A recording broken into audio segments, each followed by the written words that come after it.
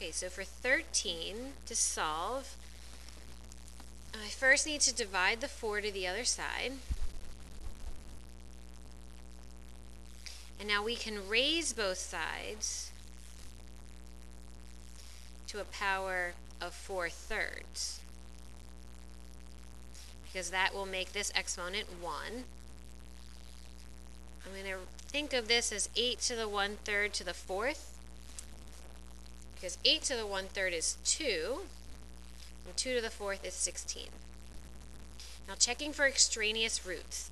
Because this is to a power of 1/4, it's an even root, which means x could not be negative, and it's not, so we're okay. X is 16.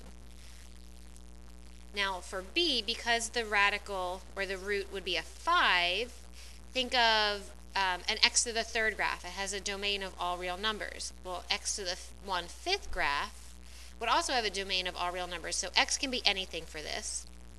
So we're going to start by adding 20, dividing by 6, and now we're going to raise both sides to a power of 5/2. So we get x equals 4 to the 1/2 to the 5th. But because the denominator here is even, so when I do this, or 4 to the 1/2 here, because it's even, I need to think of that as plus or minus 2 to the 5th. Because 1/2 means square root, so the square root of 4 I could get the positive or negative 2.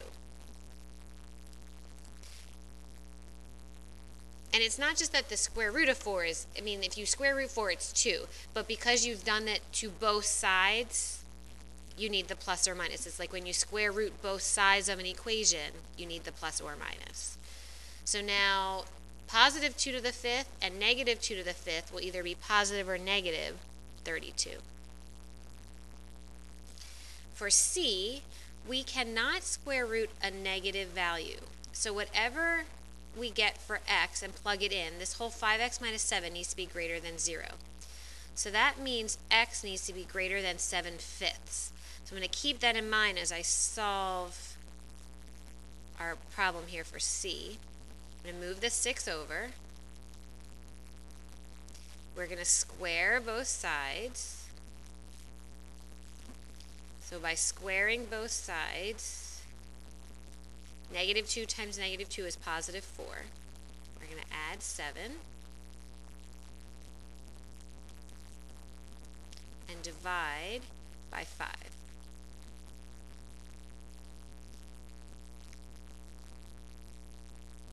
So if we take 11/5 and plug it back in here, let's see if we actually get 4. So here, we'll use our calculator for that. So 5 times 11/5 is 11. 11 minus 7 is 4. The square root of 4 is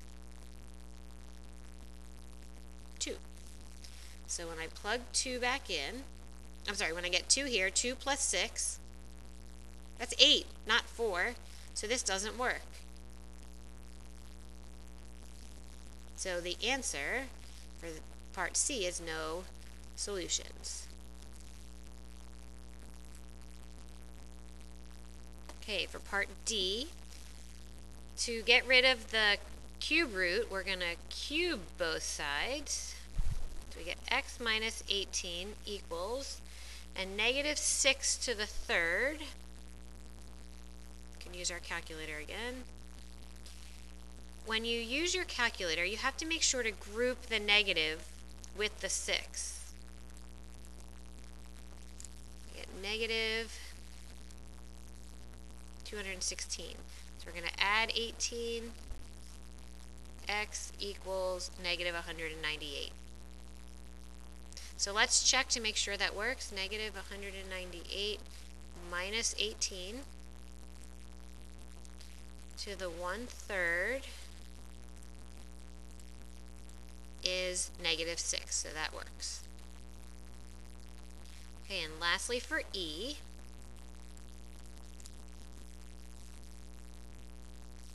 we can square both sides, but when we square x minus 11,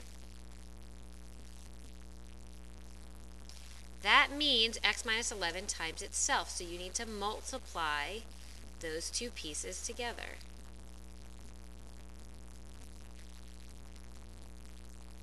So I'm going to combine my like terms, and I'm going to move everything to the right-hand side. So minus x gives me negative 23x, and subtract 9.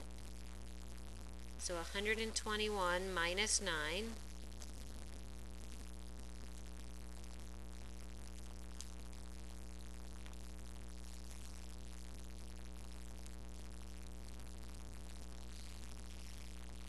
And now what multiplies to 112 that equals negative 23?